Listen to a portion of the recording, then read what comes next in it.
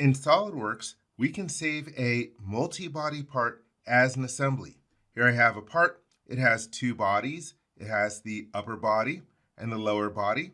To save this as an assembly, you can go to the Insert drop-down menu, and then Features, and then way down at the bottom we have Save Bodies.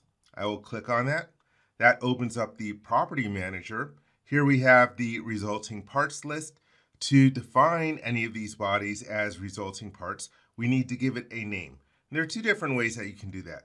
You can double-click underneath Title for a component, and here I will give it a name. Then I will click the Save button. The other way to give it a name is by clicking on the callout in the graphics area. Let's click on it. This opens up the same Save As dialog box. Once again, we will give it a name. And then click Save. And then we have some other different properties in here. We can consume the cut bodies in this particular part file. I don't want to do that. We can propagate the visual properties. I do want to do that. We can define the origin location. I'm fine with what we have.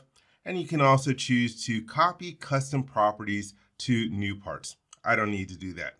Here is the option to create an assembly.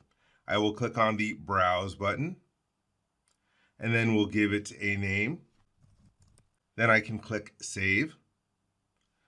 And then we have a couple other different options in here. We can choose to derive resulting parts from similar bodies or cut lists. I'm going to leave that unchecked. We can also choose if we want to override the default template settings. And let's say that we want to try that. And then when I'm happy with the different options, I will hit the check mark. Here we're getting a warning that the template used for making the drive part has different units of measurement than that of the base part. The base part was in millimeter Newton seconds. I was happy with that. Let's change the units of the derived part. And let's do that for the second part as well. Excuse me, millimeter gram seconds. Now we have a message about rebuilding the document before saving. That's for the assembly. I will click that option. All right, so here we are in the original part window. Let's go to the window drop-down menu. Here is the first resulting part. It is the lower body. That looks good. And you'll notice out here we have a stock feature indicating how it was created. Let's go to the window drop-down menu. Here is the upper body. That looks good. And then let's go to the resulting assembly.